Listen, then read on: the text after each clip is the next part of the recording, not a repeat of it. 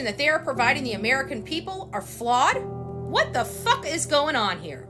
Who's going to purchase this company? And why would we trust these corrupt social media empires in our own country? For those that don't know my position on this TikTok ban, I'm going to let you know. I think it's a bad idea. I believe that this bill can cause future problems. It's opening Pandora's box, and I'm opposed to this bill. I think they have done it as propaganda to put fear that China is going to know our information. Newsflash, they already have it. Let's talk about this whole entire conspiracy around them using our information to follow us. There are dangers that lie ahead in this. This is really about controlling Americans' data. And if we cared about Americans' data, then we would stop the sale of Americans' data universally. I've had more problems on American-based social media platforms than I have ever had on any foreign-based platform. And why are you picking only on TikTok? And why is it the Chinese that you're picking on? And if you are really picking on the Chinese Communist Party, why aren't you stopping them from purchasing our farmland, the food that we eat? Most Americans don't trust the United States government because of our experience dealing with it.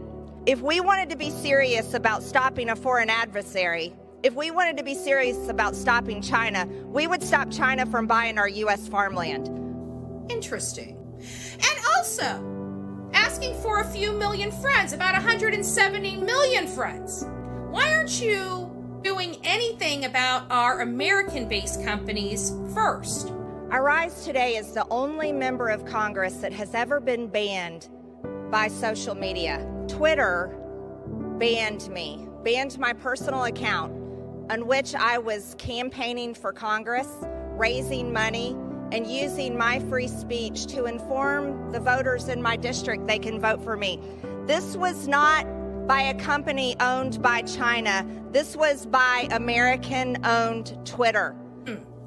Again, not sure what they're thinking. You know what I really truly believe it is? I believe it is the censorship of the United States that they are trying to lock down. Because whenever we have the United States owned companies, we are more censored in our freedoms of speech than we are from these foreign companies. This came on the heels of our own United States government working with big tech and working with social media companies to censor and ban Americans' free speech. Are we going to make Elon Musk sell Twitter when he restored many of our accounts that were censored by our American-based company?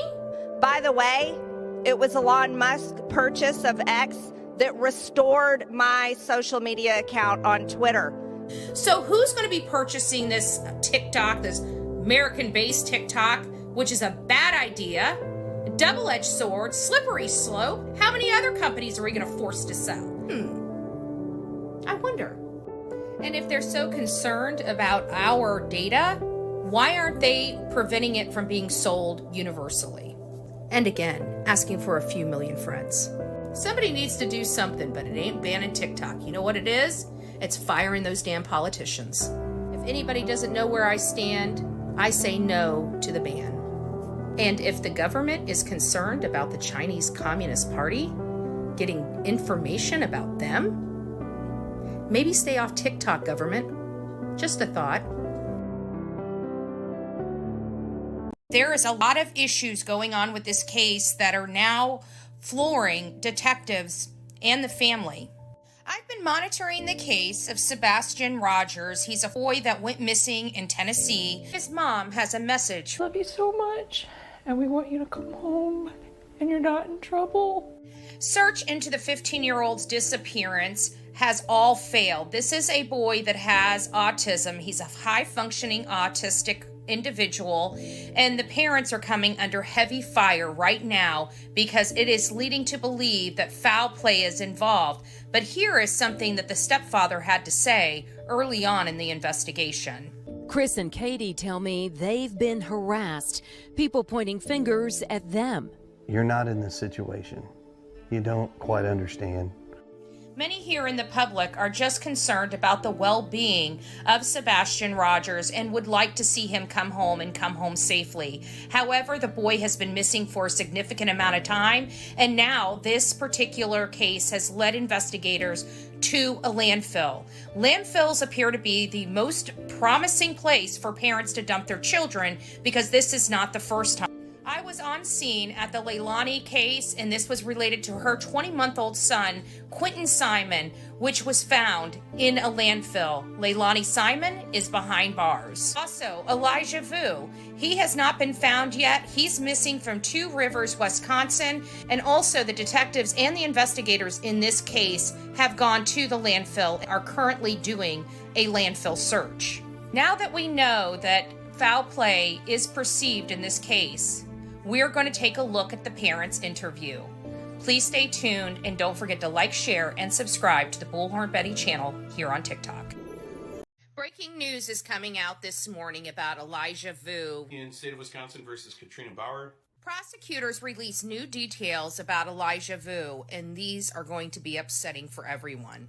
Elijah Vu's mom, Katrina Bauer, and her boyfriend, Jesse Vang, their charges were just upgraded. In court, a modified criminal complaint paints a bleak picture of events leading up to Elijah's disappearance. Bail has been denied for both, and here's why.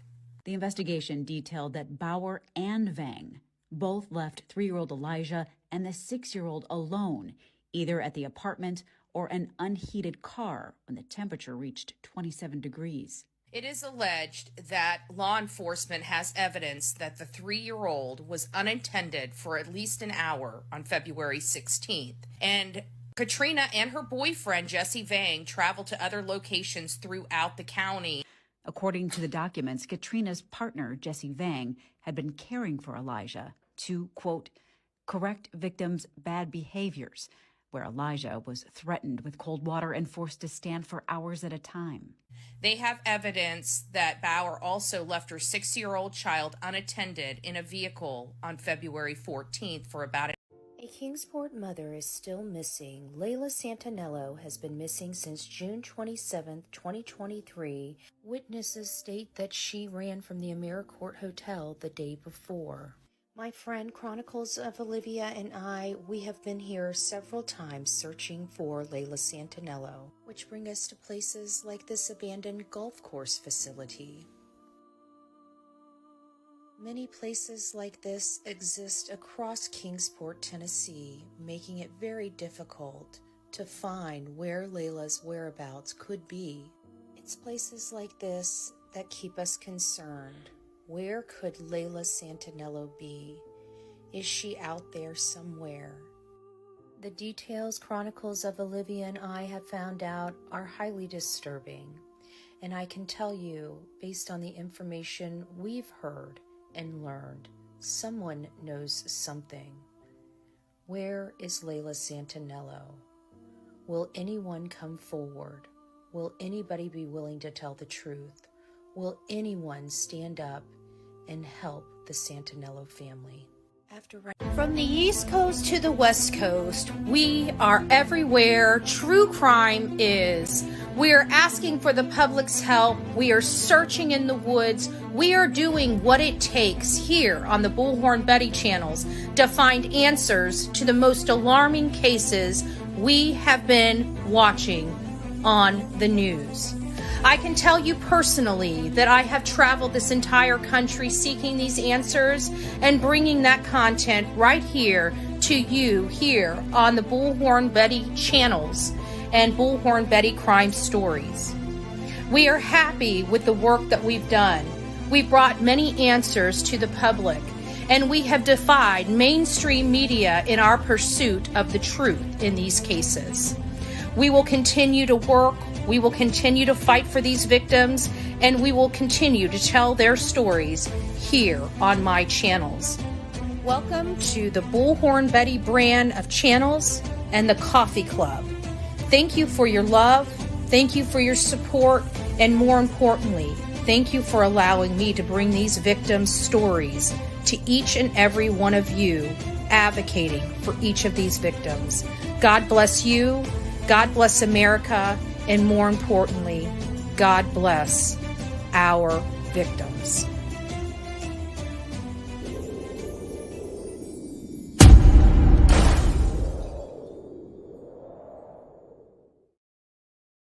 Well, good morning, my beautiful coffee beans on YouTube and X. It's nice to see you. I didn't realize, I guess I didn't realize my avocation video was 4 minutes long. I don't know why I wasn't thinking it was 4 minutes long. It threw my time off just a little bit. I'm actually shortening the time of our intro coming in. You wouldn't know it by this morning, but I am going to run that 4 minute clip probably every morning. So if you guys are here and you don't want to hear it every morning, you might want to wait a few minutes. That's how I advocate. So anyways, guys, I'm not going to get too much into the TikTok ban. It's more because this is a larger platform. I'm running it on several channels, and it's just easier for me to advocate across multiple platforms all at one time. So that's why we did it. However, we've got a lot of cases we've neglected. We've got a lot of updates on cases that we're currently covering. And we're just going to try to provide some information because, there's a lot of cases when they start hitting, they hit hard, and we're just diving into case after case after case. And then there's a little reprieve, and and during that reprieve is when we get caught up on all the other cases that we've been covering and monitoring and following and whatnot.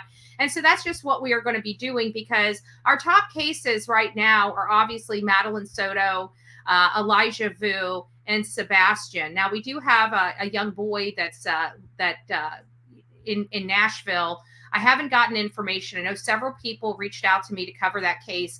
And look, I don't mind covering cases, and I don't mind, advocating even if for a short segment on the live, guys. But it's hard for me to stop everything I'm doing and start researching another case. So when you're sending me a case, if you know details about the case, don't just type, can you check on this case? Provide me some details of that case so it's less research that I have to do, because if there's a case that's going on and I don't have time to look into it, we're not covering it. And right now we have many cases, and some that are involving children that are still missing. And obviously those young children like Elijah Vu, I'm going to be advocating for, because I know his story, I know his information.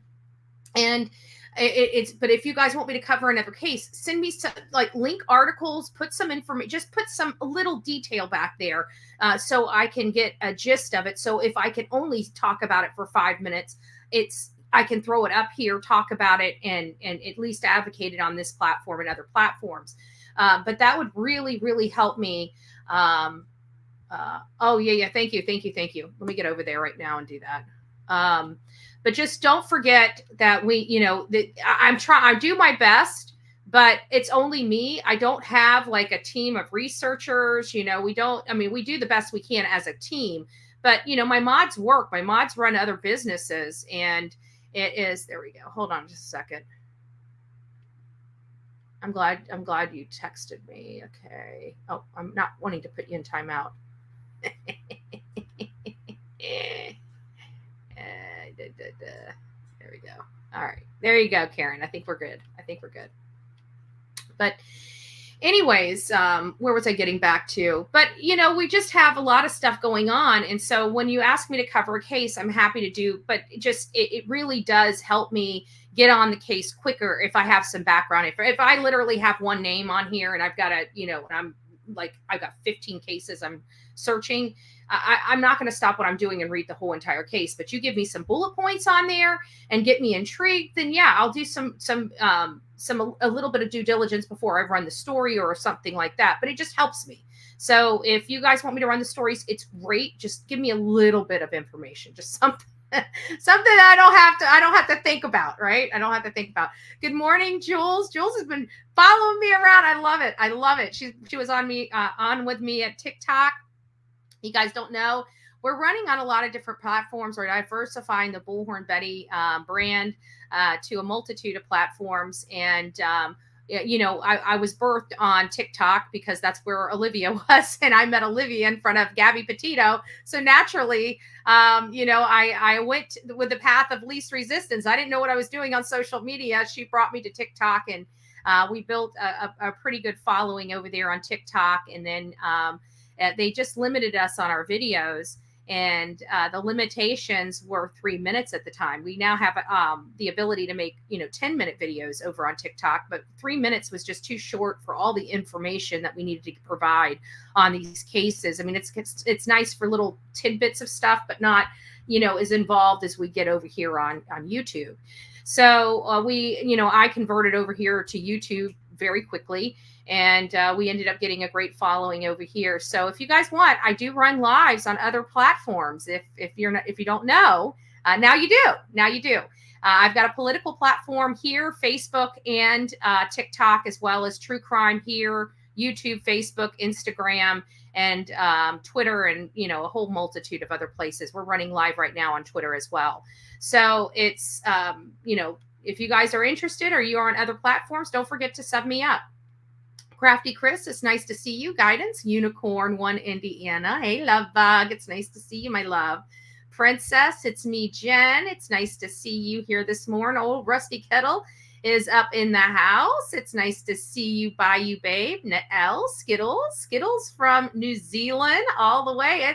It's already Friday for her. She's like already in TGIF while we're still stuck back here in Thursday. Like I'm jealous. Skittles, give me the go gadget car. What is that? No, that goes back in time. I don't want to go back in time. I want to go forward, kind of, sort of. I should think about what I'm wishing for, right? As you get older, you don't want to get any older. Maybe I do need the DeLorean. After all. Alabama Mama 4, it's nice to see you. Good morning. Good morning. The Real Me Too is up in the house. 3 flying doves. Good morning, my love. It's nice to see you.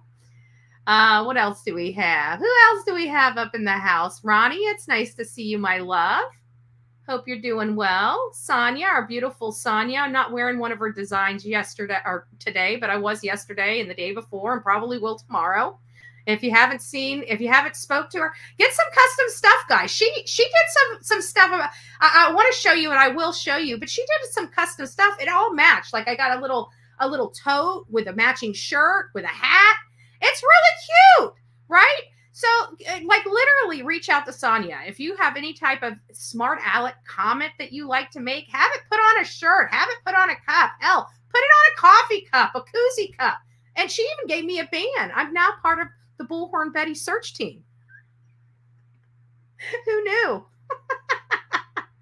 It's official. It's official. I'm truly a part of the search team now. Oh, thank you. God bless you being one of the newest members. I don't know which, it's not telling me which channel you're on though. Which channel you became a member on. We're running on several of them.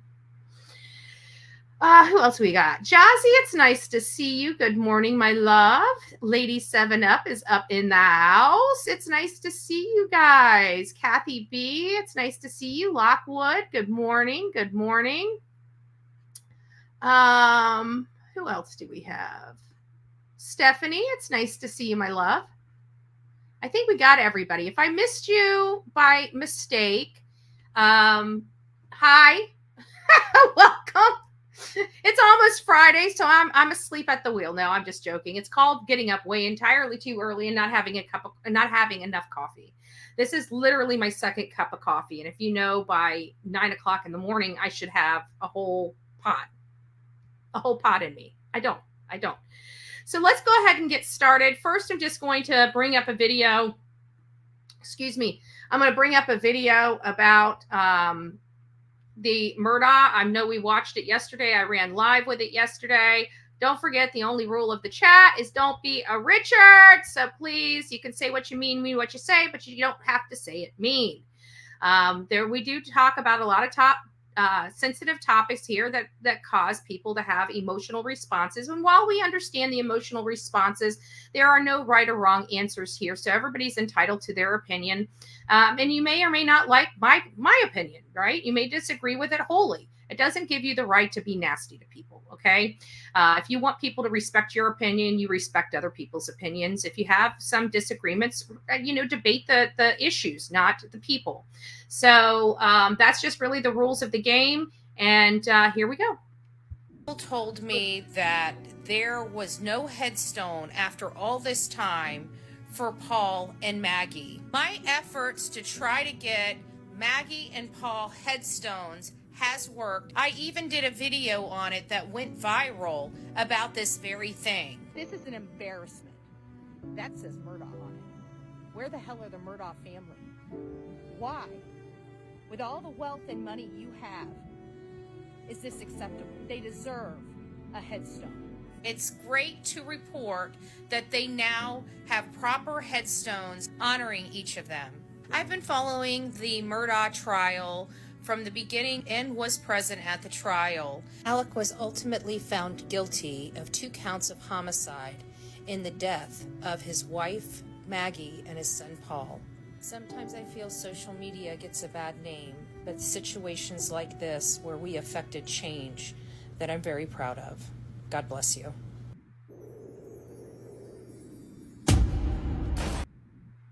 So that was really the update on Alec Murdaugh. We really, I've been following that for some time. And every time I went out there, I kept checking because, I didn't think the headstones took 3 years. Nobody in their right mind believes that, especially with the Murdaugh money and the Murdaugh name. Those things would be done lickety split. So I kept waiting, kept going by, nothing. And so finally I decided to release the video early on. And I think I released it on one of my YouTube channels, I want to say about a month before, and it didn't really get, I think it only got a few thousand views on YouTube. And I was like, this is really important. And so I revamped the video and stuck it on TikTok. And it just went viral. And people were, they had mixed emotions from trying to, come up with a million excuses as to why it takes 2.5 years to get a headstone, which is ludicrous. Okay.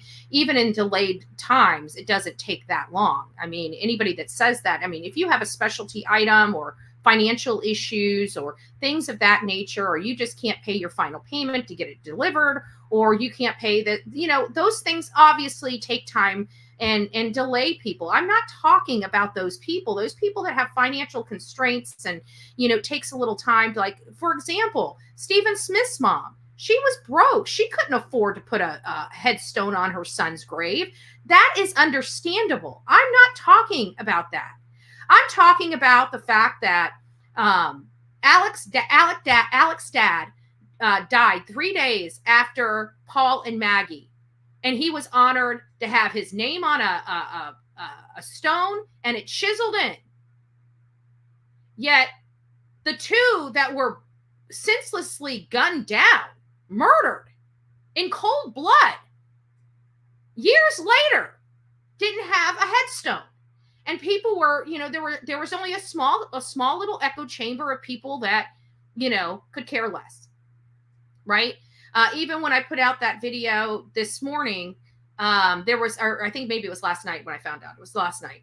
When I put out the video last night, some of the comments was, I hope they rest in hell. There are a lot of people that are very angry with the Murdaughs over, Mallory Beach. And I understand that. Paul was driving a boat. He should not have been driving in the condition he was driving, but it was still a boating accident. He didn't intentionally go and off this girl, unalive this girl. He didn't intentionally do it. As a matter of fact, it was one of his friends. He liked her.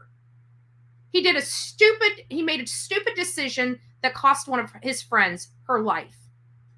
And it ultimately cost him his life because his dad had to cover up his financial crimes. And the only way he could garner sympathy was to gun down his wife and son. And then the family didn't even bother putting, and I love the comment the most about how her mom and dad should put one up. That was classic. I about came unglued on that person. Like, how dare you think that the mother of this is still her child, no matter how old she gets, should have to put a tombstone, purchase a tombstone for her daughter that should not be dead by a man that should not have killed her own husband. And then to have that same man come in there and, be in their face and hang out with them and go to, go on a mini vacation and spend time with them, with their son, while all the while knowing what he did to their own daughter and grandson. No, they should never have been responsible. Her name was a Murdaugh. And a Murdaugh's the one that took her out. A Murdaugh should be the one that puts those stones up. And it sounds like they did. So we're going to get on with Elijah Vu. I think I already played this at the beginning. I'll stop it if I did. I can't remember if this is the one I played. Breaking news is coming out this morning about Elijah Vu. In the state of Wisconsin. Yeah, this is the one I already played this morning. So I'll just go ahead and get on to the updates of Elijah's case. So he's obviously still missing. Let's just listen to the briefing.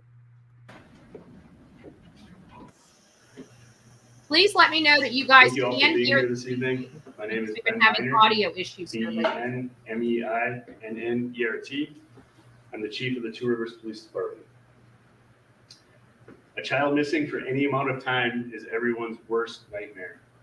That's why we're here today.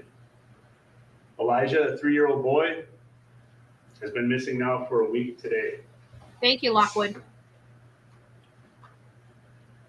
For the past week, we've utilized hundreds of resources, worked around the clock in our attempts to bring Elijah home. Right now, I'd like to bring everybody just up to speed with our search for Elijah and how that went. Elijah was reported a week ago today, like I said, around 11 a.m. in the 3900 block of Mishicot Road here in Two Rivers. Everyone searched for Elijah on that day. And I mean everyone. Our police department, first responders responded out. It's not necessarily an unusual incident to have a missing child. Usually we find them right away. Nearly immediately we realized. I want to let you know. Did you hear what he said? They usually find them right away. This is not an uncommon occurrence. And this is what people don't understand. This is not an uncommon occurrence in any community. Children get out of their homes. Children hide in their homes. They run away. There's a multitude of reasons, but the bottom line is this is something that happens regularly, whether we know it or not, because when you call a missing kid in, typically law enforcement goes out there. They don't automatically start, sounding the alarm bells. Just within a few minutes, they do take some initiative to try to locate that child. And typically they're able to locate that child fairly quickly. Why? Because they radio in now, even though this guy's sitting at your house, you got 15 other patrolmen running around the neighborhood looking for a child. And even if it's more involved where woods and stuff like that happen, we've watched those. There was a boy that walked his dog in the woods, I want to say like 9 or 10 months after Summer Wells went missing. And it was a really scary situation because the little boy, he never made it home that night. They could not find him after hours and hours of searching those woods. But he was found after he was out in the woods all night long in ridiculously cold weather. That was a major concern for the family and law enforcement, was how cold it was. The dog had made it back home. The boy had not. It was a scary situation. But the next day they went out and they found that boy. Now, granted, he was a little dehydrated, obviously very cold, but healthy. And they were able to find this child. If a child or someone else just walks away or disappears, they're not jogging a marathon here. They're walking and stopping and looking, especially a child. You don't just see a child just keep going. At some point they stop and look around and like, where am I? They get terrified once they realize they don't know where they're at and they don't see anybody they know. So they may sit there for a half hour and just cry. So this idea that children are just, these athletes that can get up, do a mile every 15 minutes is not realistic. Yes, dehydration can kill quickly. That's why it was unnerving. But I think their major concern at that time was the hypothermia. So seeing him a little dehydrated and cold was welcoming news. The bottom line was they found this boy in the woods. And it was right on the heels of everybody saying, well, if she's in the woods, she's gone. No, they find people in the woods all the time. They find kids in the woods. I won't want to say all the time, but it depends on where you live, you know. But let's get back to this. But I just wanted to point that out. You know, this is what people don't understand. You know, they deal with children missing, and they're able to find children very quickly, and teenagers for that matter too. That we needed more resources. Every officer, including myself, was out searching that day for Elijah. When we needed more help, we reached out to the fire department and our Department of Public Works. Soon after that, we got some information stating that Elijah may have gone missing at 8 a.m. When we received that information, my assistant chief, Melissa Wiesner. So you guys see that right up front, the story changed because it sounds like the mom or Jesse Vang, I don't know who called law enforcement, called them later in the day. So even though they reported him missing, when we finally got it, it was 8 a.m., but behind the scenes, they must have called much later for them to think that it wasn't at 8 a.m., for them to be surprised. He seemed surprised to me. She's a former lead investigator, and she's worked many child cases. I entrusted her, and I knew she had the wherewithal to reach out immediately to places like A Child is Missing, our National Center for Missing and Exploited Children. She put out numerous alerts, including missing and endangered alerts, Ring neighborhood alerts, and local emergency alerts. That included an Amber Alert. I know there's been some question about an Amber Alert on that day and why. This child was 3 years old and was reported missing on a cold winter temperature day with only a blanket and possibly light clothing. And we knew at that time possibly 3 to 4 hours. I define that as endangered. And I have to agree. I don't know who, and why would anybody be complaining about why the Amber Alert system is used? That to me, I don't know who that is, but you are an asshole. Okay, let me repeat that here on the Bullhorn Betty channel for all the people in the back to hear. If you are calling law enforcement demanding answers as to why they chose to use an Amber Alert system for a 3-year-old missing boy, you, my friend, are an asshole. I know mainstream media is not allowed to use those words on their programming, but Bullhorn Betty is allowed to use them on my program. If you don't like it and it offends you, I apologize. But guess what? At the end of the day, whoever made those calls is an asshole.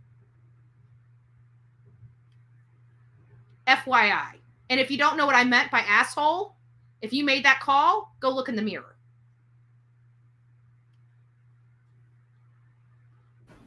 I immediately reached out with the assistance of my staff to the Division of Criminal Investigation. This is not about me. This has always been about bringing Elijah home, and quickly. They led that investigation into his whereabouts with the support of our FBI. We also utilized almost any boat, UTV, drone, canine, and even National Guard helicopters to search for Elijah. Unfortunately, Elijah wasn't found. It's good to see you, my love. Following that day, we had a press conference. I know people were frustrated with that. I too was frustrated with that. We had a lot of misinformation going around on Facebook, through social media, and just in general. We felt it necessary that we had to lay out factual information of the case and bring everybody up to date to that. And here's an issue. You know, I've been monitoring this case, but, you know, I do a lot of different types of searches. Okay. I don't know how other people do their searches, but I don't just go to one source for searches. I have multitude of places I go to research any type of topic, fact.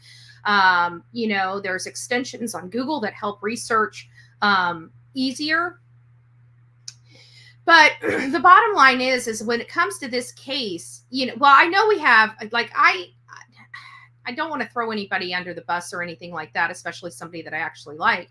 But I even noticed that some of the people that I used to watch, say for Idaho 4 information, I've been watching like on the Madeline Soto, they're going into conspiracy theorists. And I'm just like, what is going on? Why can't people just, why do they have to go clickbaity? I mean, we do clickbait stuff here. I mean, don't get me wrong. We say, you know, new details emerging, or, you know, something like that. But we very rarely, I mean, unless it's just incorrect information that I receive, you know, I don't intentionally deceive my my audience ever. You know, have I been trolled? Yes. Of course, everybody knows I've been trolled ridiculously, where people are, if they know I'm not in an area, they're sending me false information. Just, you know, you got to really do a lot of stuff. So that has happened to me in the past. Okay. But in the intent being there, do I intentionally go out here to mislead or put stuff that's I know is categorically untrue in my audience head? Absolutely not. And so I was very disappointed when I plugged in. This one creator, I think, had like 1,100 people. I saw the title and I'm like, what? Is this possible? So I pop in there and I'm listening to it for like 5. I had to leave. I'm like, this is so filled with bullshit. It's unbelievable. 1,100 people are inside of that chat room getting this whole bunch of bullshit. And those 1,100 people are going to go out into the world and into all of our chats and say, well, I heard this and I heard that. And they're like, oh, you did? Where did you hear it? I heard it from this. And they're going to say, oh, well, I know them from the Idaho 4. They did a great coverage on it. It must be true. It's just, so there is misinformation, but long story short is, or long story longer, however you would like to look at it, I didn't really see a whole lot of misinformation being guided in the Elijah Vu case so far. So when I heard him say this, it kind of took me back a little bit. I mean, is there some? I'm sure there is. I'm absolutely sure there is. Maybe they're calling misinformation by information that we've received, you know, maybe the stuff that they don't want released yet, like the hit on the trash receptacle, you know, there are some, but saying it's misinformation is not accurate. I mean, we've got enough corroboration from people that actually watched, seen, and saw and heard to say that hit was absolutely 100% correct. There was a hit on a trash receptacle. I'm not going to go where or when. I don't know what I'm allowed to share, what I'm not allowed to share. So I try to keep, as much information that I don't personally find myself out of the limelight, because it's not my information. But still, I'm a little confused about this, because I haven't seen people go into the wild conspiracy theories, unless I'm just missing them, because I'm not on here going to places I know are not good and legitimate sources of information. So I might just be missing a whole mess of people misinforming the audience. But in this particular case, I haven't really seen, like, I see a lot of it in the Maddie Soto case. You know, mom's under investigation. Well, no shit, she was under investigation the minute that child was reported missing. So this idea that she's not under investigation is crazy. The other thing of everybody coming out and in their title, Maddie pregnant or something like that, where they're discussing about the possibility of Maddie being pregnant, and then they start looking at baby, her belly and stuff like that. It just gets all crazy. I just can't go down that. Not when it comes to these kids and talking about the graphic nature of what this child went through, and then we're going to be misrepresenting information all over the place. I just think it's not good practice. But I digress. To each their own. To each their own. But I do wish that some people, instead of worrying about what I'm saying over here, maybe worry about what their friends are saying over there, because let's face it, they are all friends, right? So they can misinform and be conspiracy theorists, and the hate channels are just fine with them, but just as long as it's not over here, which we don't even do. We speculate, but we don't get into the conspiracy theories. So let's get back to that. I don't see it. Maybe it's more widespread in this case than I realize, but I have not seen a whole host of misinformation in this case. That point. We also established a tip line and got that out to the public at that time. That has been beneficial and crucial to this investigation and search. Since the conference, I have personally provided media releases daily, if not multiple times during the day, to bring our public up to date and remain transparent. And one thing I can say about this police chief is we already know that this is a criminal investigation. And in cases like this, when they move from a missing person into a criminal investigation, we hear a lot of law enforcement kicking us out of the investigation. They no longer want the public searching. They no longer want the public looking. They want everybody just to leave it alone, get out of the area, get out of the neighborhood, just let them handle it. But in this particular situation, this police chief is at odds. He's trying to bring this child. I don't think at this point anybody believes this child is living. I know people get very upset with me by saying those things on this, but we're a realistic channel, not a PC channel. And in reality, the bottom line is this is a 3-year-old child that was seen alive on the 16th and has not been seen alive on camera since the 16th of February. We're learning from this new affidavit that he was reported left in a car in sub-freezing temperatures for hours, multiple hours. And he was never seen after the 16th. We saw him on camera between 2:30 and 3:30, and by that evening, he was being left in a cold car for hours on end. So, I don't think the selling aspect is boding with the facts of the case, based upon the fact that they're still looking for this child, and they're looking for this child in the water. They're looking for this child in the wilderness. The idea that this child walked away and stuff, it's not. They believe that this is foul play. I think they've given us all indicators that this is a criminal investigation, and this officer is still welcoming of anybody that's willing to pitch in to help search. He hasn't pushed the public out at all. And I think it's not because... I think at the end of the day, his top priority is finding Elijah Vu. His criminal investigation, even though he has to keep the integrity of it, I think the number one aspect of his role is finding Elijah. And that should be all of it, right? The most important is finding the child. The second part of that is the investigation, in my opinion, when you have a missing person. Now, when the child is deceased, which, this is where I kind of have a little back and forth on, is, at that point, it's a criminal investigation. And at that point, people, especially if they find this child and this child is deceased, anybody that's walked in that area has now contaminated that crime scene. So you have those issues that you have to weigh, that any law enforcement chief or sheriff has to weigh on whether they want to continue the involvement of the community. But I think in this particular matter, he's realizing that the help in clearing the areas are more important right now than kicking everybody out of the investigation. It sounds like they're working well with the volunteer searchers. If they weren't, then they would be pushing them out.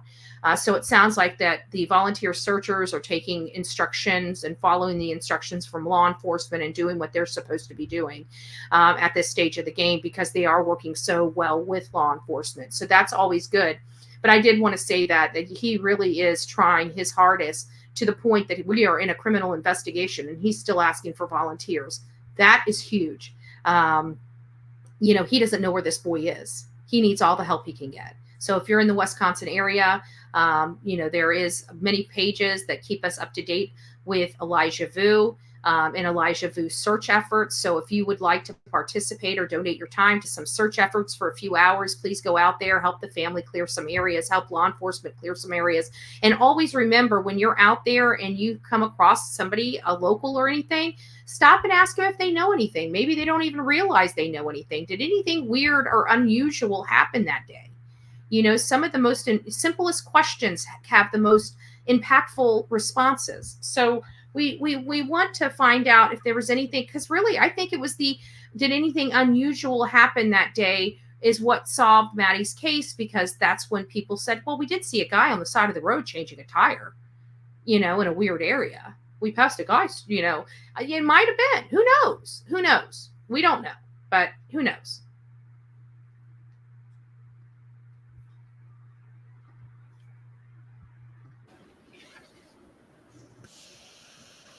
Those leads, those investigations, everything we've taken as tips have led to searching our neighborhoods, searching all our waterways, aerial and foot canvases, both urban and rural, throughout Manitowoc County and even beyond. We've searched Wisconsin landfills and quarries, and we've even had additional leads in Wisconsin dells. They searched the landfills too. Some people say that, but you know what? It's sad to say, but with the amount of time that they had before this child was reported missing, I think if he is in the landfill, that's the reason why he's not being found. In addition to all those search efforts, I am aware of other investigations taking place. I can confirm Elijah's mother, Katrina Bauer, is in jail on charges of child neglect and obstructing. Katrina's boyfriend, Jesse Vang, is in jail on charges of child neglect. And I do know that Elijah's father has also been incarcerated at Oshkosh Correctional Institute in unrelated matters since 2023.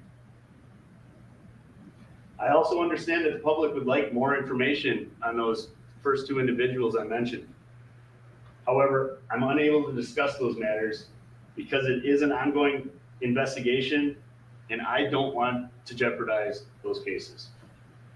So he's talking about the abuse cases that they're currently incarcerated for.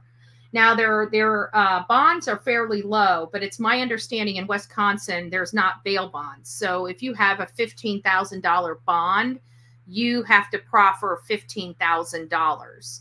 So it's keeping them in there. And from my understanding, Bauer has a $15,000 bond and Jesse has a $20,000 bond. And clearly they're unable to come up with that money to bond themselves out.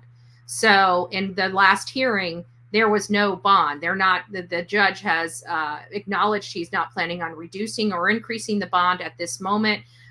He's just keeping the status quo.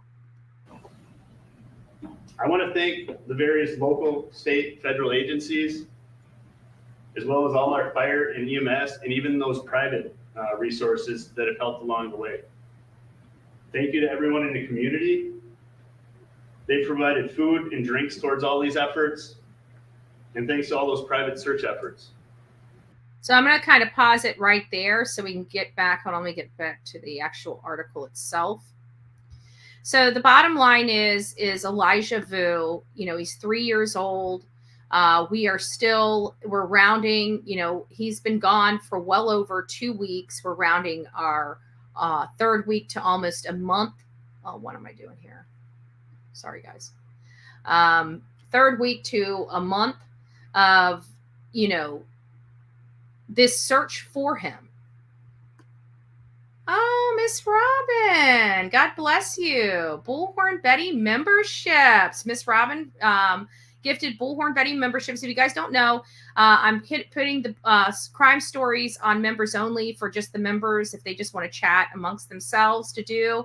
And we've been having it open to our subscribers on the main channel. That's going to be changing soon. But we just want to try to get everybody back over to the main channel. That's kind of the key of this game, but we are going to be running on this channel doing other stuff to keep the audience and the subscribers continuing to grow on this particular channel as well. But pretty soon we are going to be on the main channel and not be running on the Crime Stories channel for our breaking news like we're doing today right now for our coffee club. Our coffee club is going to be on our coffee club channel. So just to forewarn everybody. So if you received your Bullhorn Betty gifted membership, please tell Miss Robin thank you. And God bless you guys. God bless you guys. Welcome to all the new members. Yes, thank you, Miss Robin. Thank you for your love and support as always. So, you know, this little boy is missing. We need to try to help find him. They have search parties. You can hear in law enforcement due to the criminal investigation. I mean, this is a criminal investigation. This is no longer a missing boy. There's enough evidence to lead to believe that this child, bad things happen to this child. Not as bad like Maddie bad, but bad enough where he's most likely not here anymore. And again, I know it upsets people for me to say that because you're taking away hope and stuff like that. Listen, we're a realistic channel here. And I'm not going to deceive my audience to pander to somebody's feelings. I'm just not going to do it. The bottom line is this child has been missing for a significant number of days. He cannot feed and clothe himself. He cannot bathe himself. He cannot cook for himself. Okay, if I need to explain that to people, I'm sorry. This child, it doesn't sound like law enforcement thinks this child is breathing. Okay, it's not me. It's not that I want this child not to be here. Look at his beautiful face. I didn't do this to him. If people are angry, they need to be angry at Katrina and Jesse. That's who they need to, you know, put their anger and their efforts toward.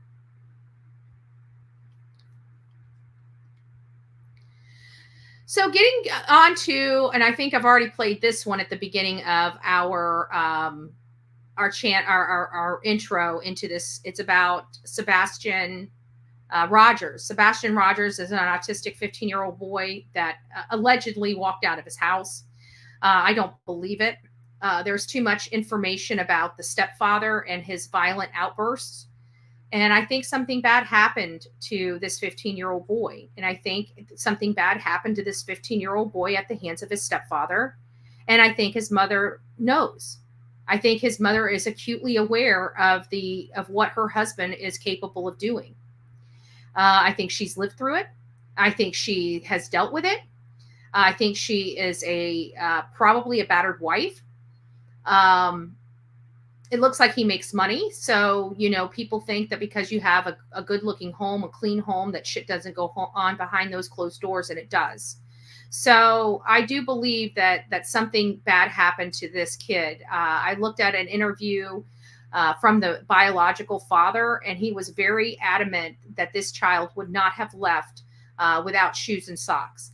And he even gave an explanation as to why this boy will not go outside without shoes and socks. He does not like dirt or sand between his toes because he ended up stepping on an ant pile thinking it was just dirt. And now he will not leave anywhere without shoes and socks because he doesn't like dirt on his feet, because he equates dirt on his feet to ant bites, right? That's how autistic kids work. And so now every time he sees dirt, he thinks that it's ants.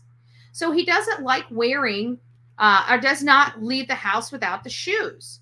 So this is a key factor to me. And what is up with the flashlight? Why is the flashlight missing? I think the flashlight is missing because it was used when he was used, and they could not bring it back to the house because of whatever evidence it may have on it. And that would explain the flashlight, which also may explain the time of day or night he went missing. I don't see a 15-year-old boy that doesn't go anywhere without his parents waking up in the middle of the night and leaving without his parents. It doesn't make sense. So there's a lot going on with this particular matter. And then lastly, we're going to go through, I think, just a couple things, and I'm going to open up the phone lines if you guys have anything you would like to say, because I just want to see if there is anything. And you can talk about anything that is on our topic of discussion that we've discussed today, or another case. If you want to advocate for a missing person, please come up and tell some details of the missing person's case, and we'll throw their face up on the channel.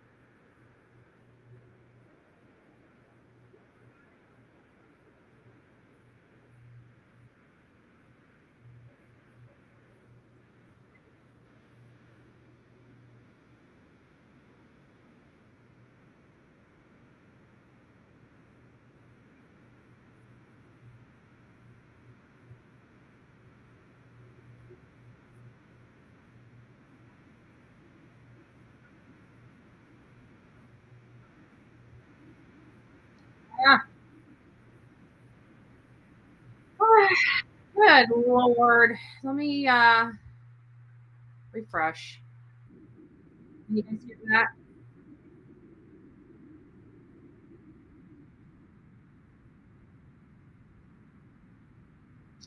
Nope. It's, hold on. I don't know why it does that. When I go to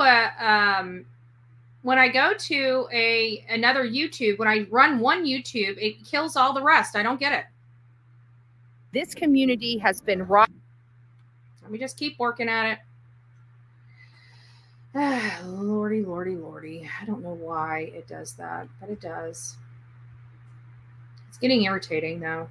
Why is one YouTube channel working but the other one is not? Does not make any sense. I don't know.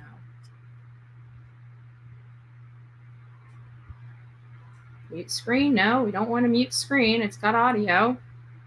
Let's see if it works. I don't know. To its core. Do not let their lives be defined by how they die, but instead remember them for the joy they spread and the fun times they shared while they live. While we were at the memorial last night for the foreign slain victims, again, this happened on November 13th, 2022, where 4 University of Idaho students were slain in their home just off campus while they slept. We don't know how long this investigation will take, and we don't know the why behind this horrific act. We were getting reports that this was a targeted attack and very personal. This is one of the spots that law enforcement was telling was a key place of interest for people to be looking out and finding out whether or not people had videography, photos, any kind of incidences, evidence of any sort at this location. It has now made more people feel unsafe and fear this community because a person still hasn't been brought to justice for this gruesome attack on these beautiful souls that attended the University of Idaho. I'm here at the Moscow Police Department. We are looking for other information here, primarily some of the activities that went on in that house. We're also checking for the Sigma Chi fraternity house. We want to know what was going on over there. This is the Sigma Chi, the back of the Sigma Chi fraternity house. It is the largest fraternity house on that road. All right. And you're right there. I'm outside of Washington State University right now. Why in the world would I be out at Washington State University? It's because this is another college, another university that is in close proximity to the University of Idaho. One of the things that screamed out to me is a lot of people are believing that this person is a college-age student. This is just one of those things where we're just saying, is it possible? Yeah, it is possible. There we go. So that's kind of where we're at with Brian Kohberger. And so the update on Brian Kohberger's case is that you remember Ann C. Taylor has been fighting the indictment for some time. She's brought forth 2 different motions to tank the indictment, to release her client, and Judge John C. Judge has denied both of those. And so she was challenging it up to the Idaho Supreme Court. And the Idaho Supreme Court has denied their request for them to hear that case. So as far as throwing the indictment out at this point, it appears to be dead in the water. It doesn't appear they're going to get any movement. It doesn't appear that the Idaho Supreme Court is going to take on the matter. So we're moving forward. I think the Supreme Court has backed John C. Judge's ruling in part by the failure of them picking the case up or it having enough merits that they're willing to entertain listening to it. So the indictment, from what I'm gathering here, it's going to stand. It's not going anywhere. So I would never be able to go back to school there if I was a student there. Peter, I get it. You know, the PTSD of it. But in all fairness, children are more resilient. And if they don't physically see it, it's almost like out of sight, out of mind. And yeah, they may know that it happened on their campus, but I guarantee when they came back, the whole new school, they're back to living life probably fairly normally at this point, whether or not that house stood up. Why the university insisted on that house being removed, I think, was self-serving purposes and self-serving purposes only. And I just want to remind all universities across this country, you are federally financed. That means our taxpayer money goes to it.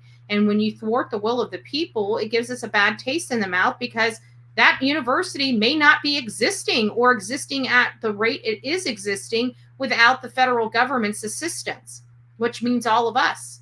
And I can tell you there was more of us arguing against the destruction of that house than there were for it. So definitely still don't agree. Hey, Lulu, it's nice to see you. Still definitely do not agree at all with their decision to demolish the house. So this kind of comes into our realm. Hold on, let me get this moved over. Hold on just 1 second. Let me refresh this one. Let me take it off. Don't start calling in just yet. Let me take this off and put it back on. We don't want any audio issues, right? We don't want any audio issues. We want issues to stop. I think it's a glitch. I think they did, honestly, I really do. I think StreamYard made some modifications on the back side of their system, and they haven't realized that they've created another problem on this side of the system, because I've got no equipment running, no nothing. Like, there's no reason why I should be having any issues, especially with YouTube, when I can play a YouTube video 1 minute and go to the next one and not be able to play it. They're all on the same channel. I'm not pulling them from different places. They're all coming from the same place. So it's not making sense. So I have to think it's a glitch with StreamYard. Either way, guys, the phone lines are open. If you do want to call in and speak about any number of the cases, I know there's a lot of people that have information on new cases. You're more than welcome to advocate for different cases on this platform if you so choose. I will tell you, I'm going to be doing and dropping more videos on TikTok. I've been trying to bring some of those videos over here. Oh, yes, Jules, I did. I just got it. Just to answer your question, I saw it there, but I didn't check my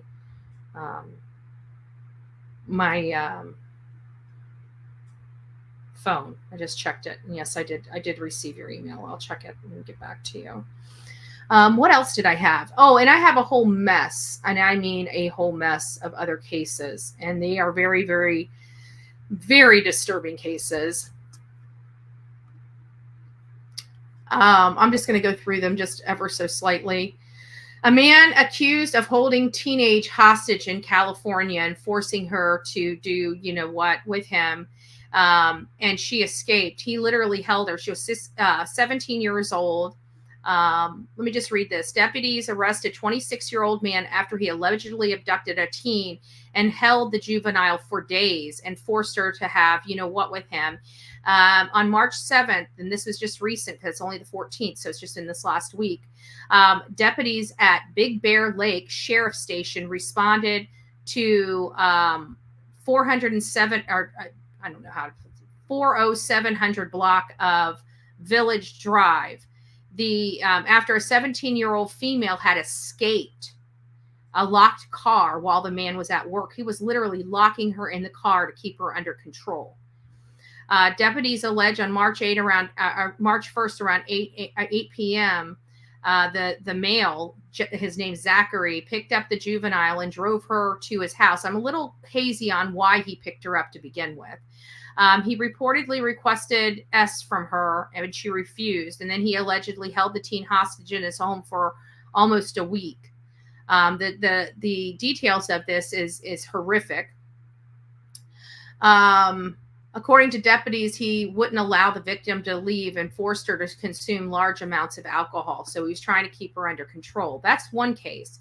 This is another disturbing case. This is out of Savannah, Georgia, and I don't know how we did not hear this case. It's about two men that were indicted on federal grand jury for allegedly bombing a woman's house. And they literally took pythons and put in the house to kill her baby. Like the crap that's going on, and this is in Savannah, Georgia. Her house exploded. Well, most of the damage was at the garage. She was supposed to be moving in with her young child, and they hadn't had their stuff moved in, so they just happened not to be there. But they had received ownership just the day before, and obviously there must have been a relationship with the woman and one of the guys, because two people are arrested and they were both men. And they didn't tell us in this article which man or what the relationship was from one man to the other. But yes, they put a device in her home that blew up her garage, basically. And they were sticking pythons in her house to harm her child. Yeah. It's sick. It's sick. According to the statement, between December 2022 and January 2023, Kinsey Ann Glosser allegedly surveyed the victim with the intent to kill, injure, harass, or intimidate, and in possession and used a destructive product. The plan allegedly including shooting arrows through the victim's front door, buying and freeing a large python into the victim's home to eat the victim's daughter, sending dead rats and animal feces in the mail, scalping her, and bombing her home. Like, this is what we are facing here in America from disgruntled people. You can't just get pissed off at people anymore. People have lost all common sense. And you wonder why. Why are people losing all common sense? Maybe it's because we've got people saying it's okay, right? And well, nobody said it's okay. Really? They didn't? They didn't say it's okay when we had police stations being burned down and news reporters were out there as cars are rolling behind them, burning, saying, oh, it's a peaceful protest? You don't think that empowers people or puts a dangerous thought in their mind that they may act out later? We're planting seeds today, destructive seeds today to be bared tomorrow.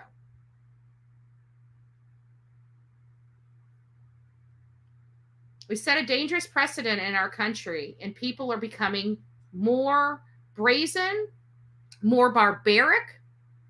It's disgusting. Why? Because this lady didn't want to have a relationship with this guy? Watch, it's going to come down to that. Because of that, she deserves her house being bombed, scalped, and her child being killed. Got it. Got it. That's where we're at today.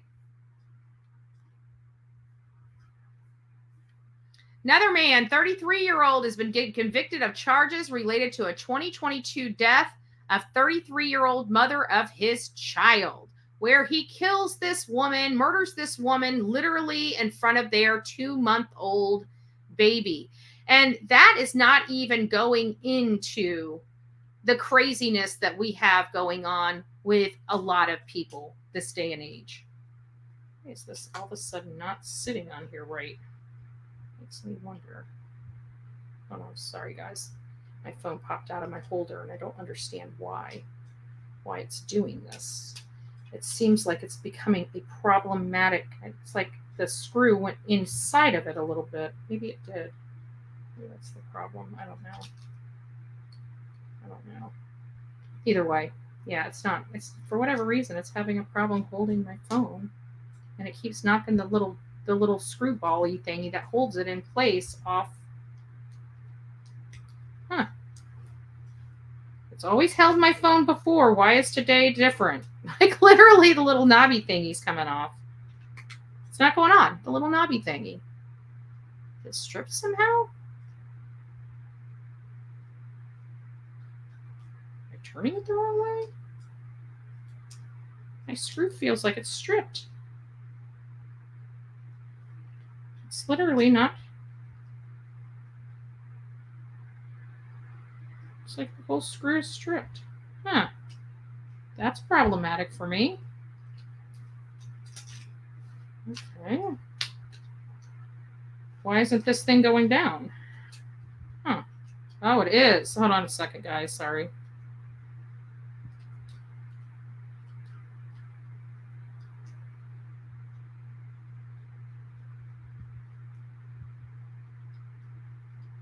There we go. I think I got it. I hate when things don't work like they're supposed to. You know what I mean? It drives me nuts. There we go. That's what was wrong with it. I fixed my issue. I didn't even know there was. Oh. I don't even know what's going on here. Sorry, guys. Now I'm back. Demon activity is on the rampage because Satan knows his time is short. Jesus is coming. Hallelujah. Yeah. I tell you what, there's just definitely an undertone of just demonic everything, right? I mean, seriously, it really is. It's becoming majorly problematic. If it's stripped, put clear nail. Oh, thank you. Didn't know that. I actually got it to work. I think what it was is my screw inside of it was not pulled all the way out, and it wasn't allowing me to screw it. But now because I couldn't understand, why is it not opening up all the way? It didn't feel like it was opening up all the way. And I thought maybe this was just a different design because this is my older tripod, handheld tripod. Phone lines not ringing. Oh, phone lines are not ringing. Why are the phone lines not ringing? Why are the phone lines not ringing? Hold on, guys. I don't know why the phone lines aren't ringing. Mom, I think you called, where was it? Hold on a second. I think, because I'm seeing a missed call on my cell phone. So you're probably calling on my cell phone and not the 724 number. So if you'd like to call into the show, there we go.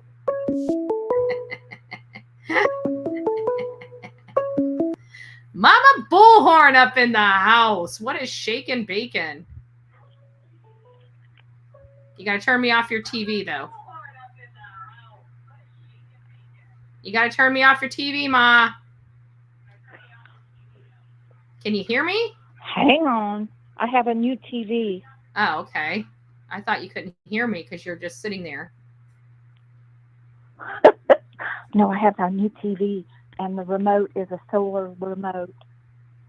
Can everybody hear Mama Bullhorn in the house? I want to make sure that we're not having any issues with the phones. I don't know what I'm doing with all these audio issues. It's driving me nuts. Can they hear me now? I think, yeah, everybody can hear you. They're saying they can hear you. Okay. Let's start with Elijah. I think his mother is going to turn state's evidence against his uncle to get her charges reduced. But if she hasn't cooperated yet, because it doesn't sound like they're cooperating at all.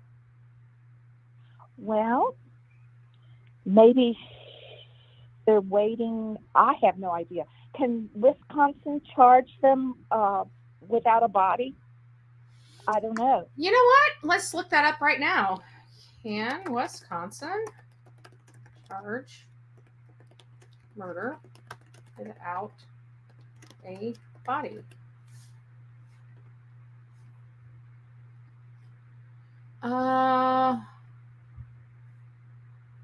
It's not answering my question.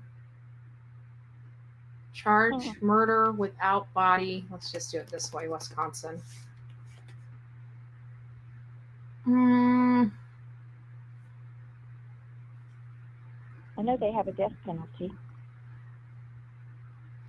Yeah, I think they can, because I think they, as long as they can prove the death happened, can you get it? Let's see. New York. Then why in the heck is Tennessee exempt from all of this? I don't think they are. Murder's a homicide is not homicide is an unnatural death. So I'm looking at the. How can police solve a never been found? Okay, so I don't know. It's not a clear-cut answer. I can tell you that I'm looking, and there's no clear-cut answer whether or not they can charge without a body. I'll have to do some. Not at least. I'm sure there's information out there. It's just not on a cursory review. So I don't know. Maybe they're waiting for a grand jury. Who knows? Maybe. And then on the 15-year-old, I think either the mother or the father did something, because a child does not go out. I don't care if he has autism or not, in the cold, in the middle of the night, with a without flashlight, shoes, no shoes, and just pajamas. Yeah. That's not going to happen. And somebody's guilty of something there. Yeah. And then on Madison, what can I say? I have suspected from day one the mother is involved. I am sorry, but I think she either hurt that girl, which resulted in her death, and she left for work not caring, and she left it to what's his name to handle it, or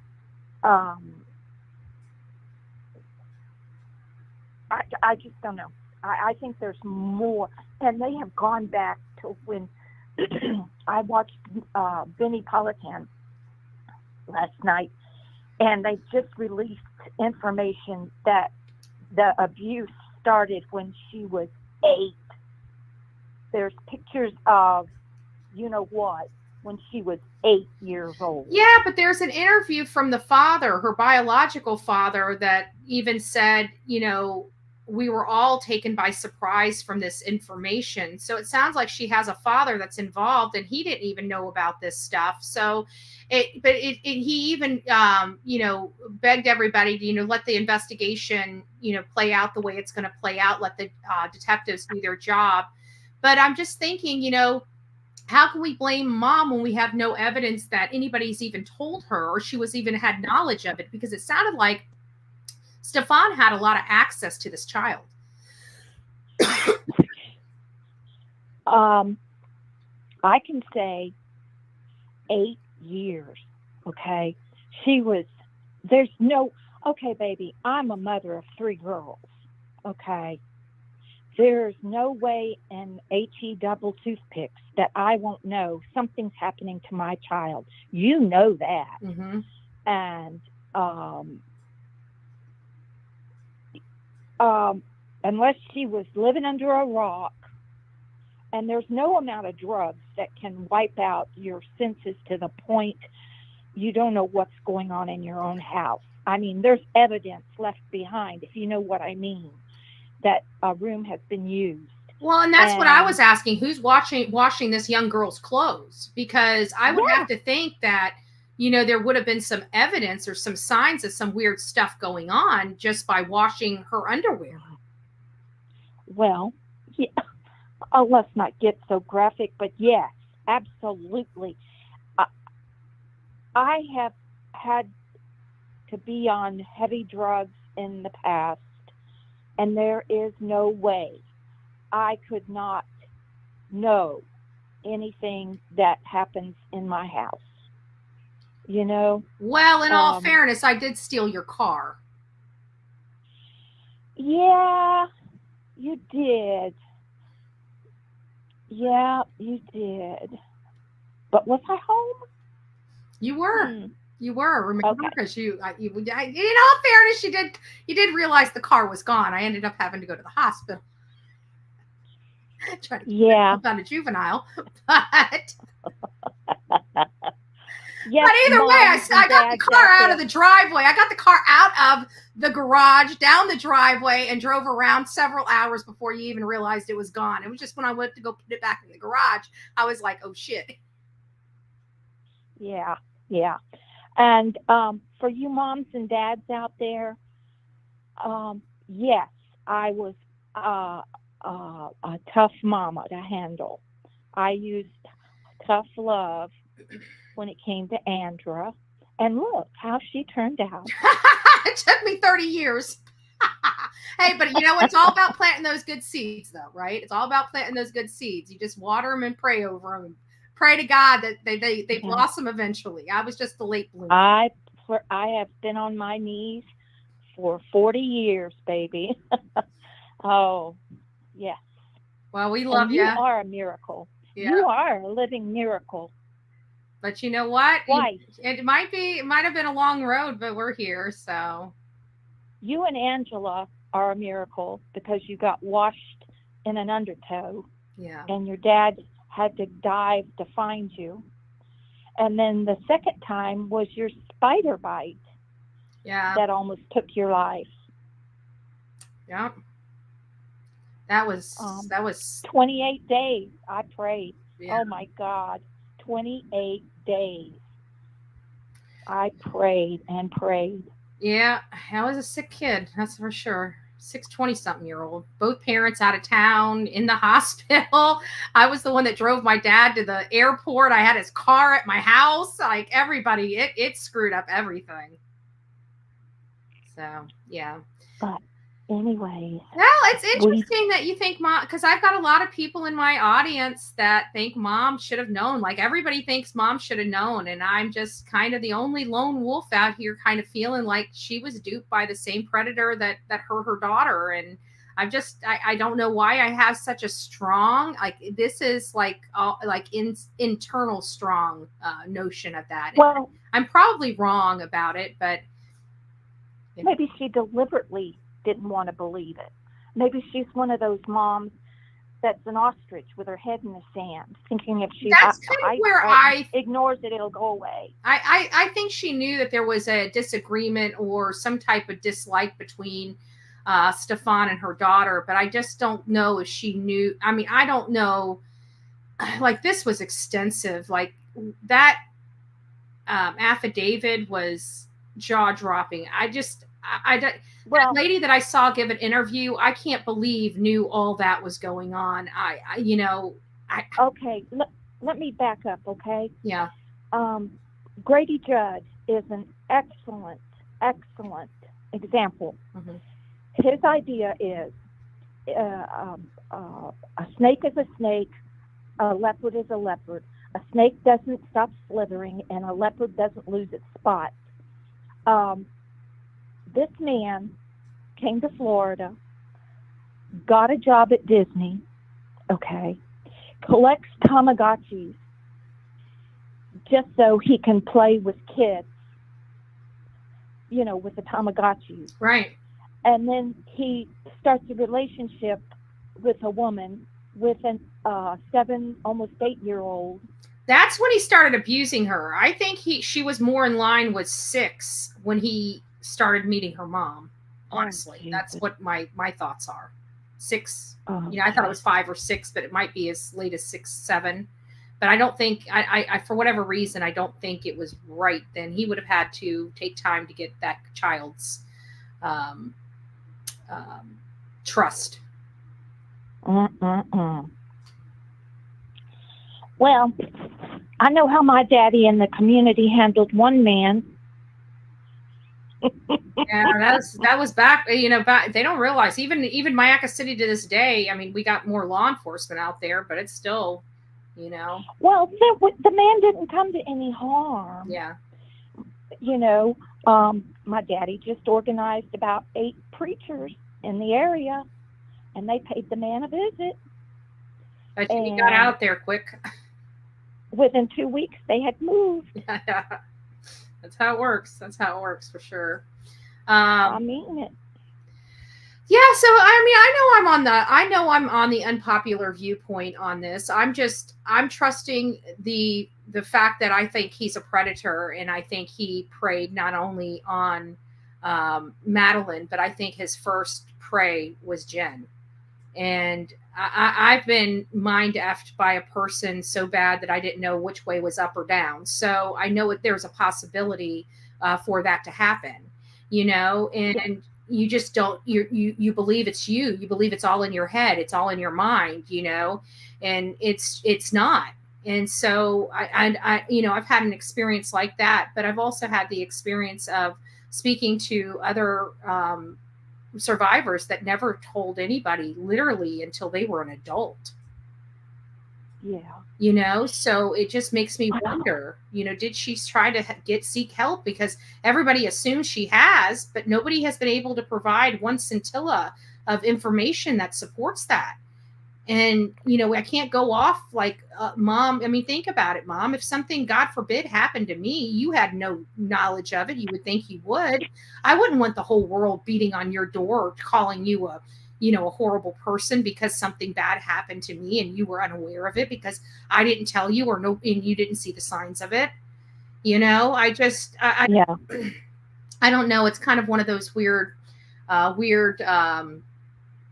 I guess, personal and moral issues within me that's preventing me from, if I saw a monster of a woman or I've seen a woman that had a history or something like that, then I would be so easily swayed that she would be. But this mom, you just don't have that with.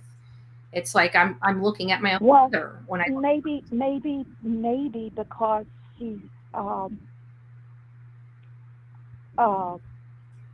more without a criminal history and prior cases, charges. She's not upper class, but upper middle class. People, their mindset is different. When it's, a clean cut kind of person that's working 5 nights a week with a very, very nice house, I don't know. Right. I don't know, but I am convinced. There's a lot of people. I'd say that there's about 90% of my audience, 95% of my audience that's right along with you, without a doubt. I mean, literally, I see it in the chats. I see it. I know people totally disagree with my assessment of this, and that's okay. That's the beauty of having our own opinions about stuff, and I completely understand why people would think that the mom would know more, and I completely understand why everybody is ticked off, and one of the things that I do not have an experience with is having those internal connections with a child, because I've never given birth to a child. My child was a stepchild. My grandchildren came from that relationship.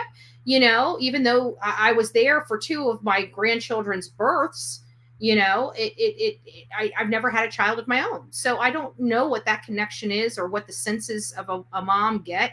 So I'm absent of those experiences.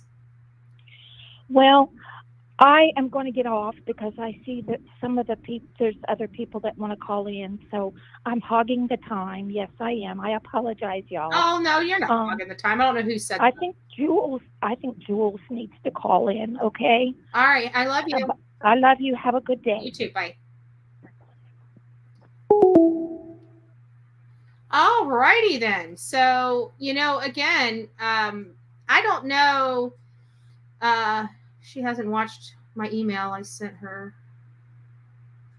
Oh, Jules, I don't typically watch this stuff live because I don't know if it has. Yeah, I was going to watch it after the live ends because I have to watch it. I don't know what's behind it and if it's going to trigger something on my YouTube channel, where it needs to be cut or it has background music. So I can't really watch it live here right now. We can discuss it tomorrow or a later live today. But I will get back to you. I will watch it. I just can't watch it on just live. I wouldn't watch it live at all. Some is things that people. Oh, okay, that's what I was thinking. That's why I never do anything. And I've done stuff live before, where people sent me stuff and I put it up here, and then somebody else got mad because something wasn't blurred or something like that. So it's like I don't go out of my way to do stuff like that, but things like that happen. So I try to, if at all possible, try to minimize that as much as possible. These POSs are good manipulator. I think Mom and Maddie look alike. Yeah, they do look alike. Mother as competition for this piece. It very well may have been. But my thing is I believe that this mom was working an awful lot of hours is the difference, and why I think it might have been easier for whatever to be hidden from her, because I think that she was working an awful lot of hours. She was probably very exhausted when she came in. She probably checked on her child. Hey, how you doing?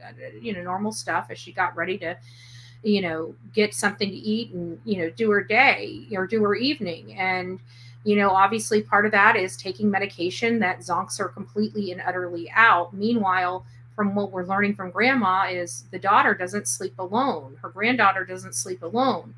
So it makes me wonder, is she sleeping alone with her mom, or is she sleeping in the same room with her mom and Stefan? Or is, Stefan and Jen sleeping in separate rooms and she's saying that she is sleeping with just mom? Because there are people, I mean, like I said, me and my husband, we lived here 4.5 years, and I had my room and he had his room. And that was just how our life was, even before. It just, we functioned like business partners as opposed to husband and wife. That's why our marriage ended. I mean, I still talk to him. We still have a cordial relationship. I have no hard feelings for him. He has no hard feelings for me. I mean, it is what it is. Oh, thank you, Lulu. God bless you. Thank you. So it just, I don't know. I guess maybe part of this is just for people to see a different perspective. Maybe that's why it's so ingrained in my stomach right now to fight for her a little bit and to give her a voice. And I'm speaking of Jen, I think is because I really truly don't know, and because of the gravity of the situation, she lost her 13-year-old child. I can't imagine that kind of pain, even if she thought this guy may have been abusing her daughter. Not in this way, but just having, a hostile relationship with her daughter. I don't think she ever thought it was going to go to this level. I don't think she ever thought she was never going to see her daughter again. So I can't imagine how she's feeling. And many people are like, well, she had anything to do with it. Nobody gives a damn about her feelings.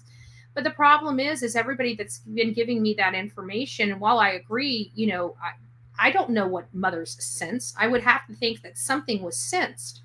But and I'm not disagreeing with people that say a mom should have had an indication or some type of sense something wasn't right. I'm not disagreeing with you at all, because I know me, even not being a mom, I have senses in weird places. So I know that they exist, right? I trust my gut in a lot of the things that I do here. But just because you have a gut feeling, I don't know if when I had a gut feeling that something was off, that I knew immediately what was off. I just knew something. And so that's where I'm at. Like, I'm not disagreeing that she should have known that something was off. And maybe she very well did know something was off, but did she know it was to this degree? I don't know. This seems like nobody knew. It just, the friends didn't know. You don't have this wave of people coming out saying, she told me about this. I told so-and-so. Nobody did anything. We're not hearing any of that from the community. We're not hearing any of that outcry from her friends. We're not hearing any outcry from the teachers. We're not hearing any outcry from her family. We're not hearing any of that.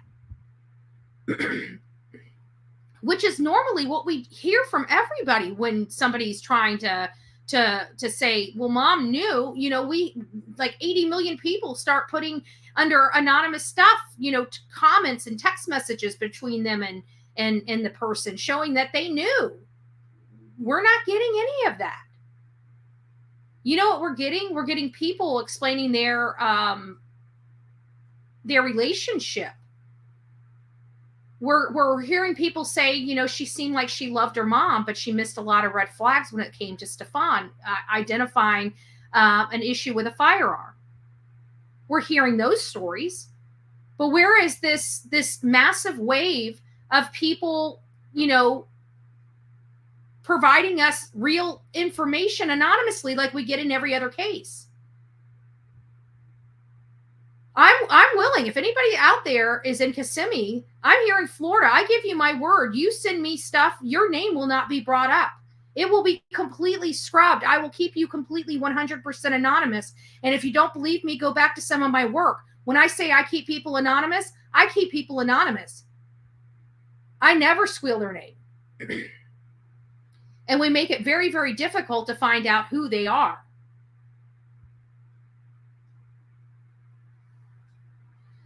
So if you have some information that can be corroborated that this lady knew, please send it to me, because you know what? We deserve to know whether this woman deserves our sympathy or not. I don't want to give 1 ounce of sympathy that put her child in harm's way. But I need some type of corroboration, not people thinking and feeling. That's not how this thing works. That's not how evidence works. We can think and feel all day long, and I can tell you 90 times out of 100, our thinking and feeling is wrong, because we have our own biases and other things that infiltrate our mind and our thought process. Sometimes things that have happened to us make us so emotionally strong on a certain topic that we don't want to see anything else because we've had this experience. So it's, we're accustomed at this stage in the game to having an overwhelming amount of private conversations being basically funneled on social media, and we're not seeing that. They're put out anonymously, so the people can see it and weigh what they're finding, and they don't tell us who they are or why they're putting it out there. But typically it's somebody that's close to the situation, close to the people, close to the parties. But what's bringing me to all of this, I mean, you guys don't, maybe the whole thing, it's not just the fact that I think he's a predator. It's the fact that not only do I think he's a predator, but he infiltrated himself into this family. And he started abusing this child early on. That tells me that it makes me believe, not tells me, but makes me believe he targeted the family. And if I believe that he targeted the family, then I believe that he also abused Jennifer in ways of manipulation and manipulation strategy and doing a lot, especially with her being on having bipolar and other mental issues. I can find how easily it would be to manipulate her just by simply saying you're making, you're seeing something that isn't there. Go take your medication, go talk to your therapist, go do this, that, and the other. I can see where he could manipulate the situation and make her feel that she's seeing something that's not there, because predators do that. So it's one of these things where I'm trying to follow the actual information and the facts, and it's leading me in a different way, because I am trying to remove my own personal feelings from this matter and look at it analytically. And what I'm seeing here is a predator that preyed on a family. And for me to think that he preyed on one individual and not the other seems a little off base for me. So that's the first thing. The other thing is, now, if I think he preyed on the family and I believe that Maddie didn't tell anybody, what information is out there that can show that statement holds water? What would make this child fear telling somebody? Then you go over to Jen's friend, where she gave a statement talking about why her and Jen are no longer friends. And it comes back to Stefan always carrying a firearm. And then she learned that Stefan actually threatened to unalive himself in front of Jen. So that right there is a manipulation strategy to control a victim. So if he's doing this, I'm going to hurt myself if you don't believe me nonsense, he is manipulating and controlling Jennifer. But it also tells me that he has access to a firearm, a very intimidating tool. And we don't know what he's doing with this very gun when her mother is not home. So there are a lot of things that I'm evaluating in my theory as to why I believe the way I believe. It is not coming from an emotional place inside of me. It's coming from looking at all of this information and trying to put it in an order so it shows us a clear cut what happened, a timeline, if you will. And so those are the reasons why I'm not getting the sense that Jen knew things. I believe he had her distracted on other things. I believe he played into her mental illness. I believe when that wouldn't work at times, he would use threatening and other terrifying manipulation strategies to control her and to make her think that what she may have been feeling or seeing wasn't what she was truly seeing or feeling. It was made up in her head because she needs to go see her doctor or take her pill. Meanwhile, everything she was thinking and he was telling her was not existing. She just found out just the other day, not only was it true, but it took the life of her daughter. That's the way I'm looking at this. And that to me is heartbreaking. Now, should she have known things? She may have. And again, there was manipulation strategy inside this home. So that kind of makes me weary of just being solid on she knew. She may have known and had been argued into submission.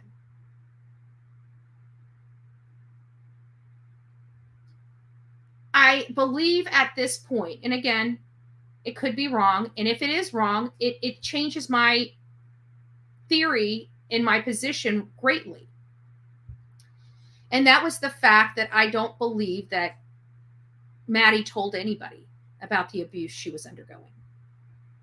I don't believe she told her friends. I don't believe she told her teacher. I don't believe she told her mother.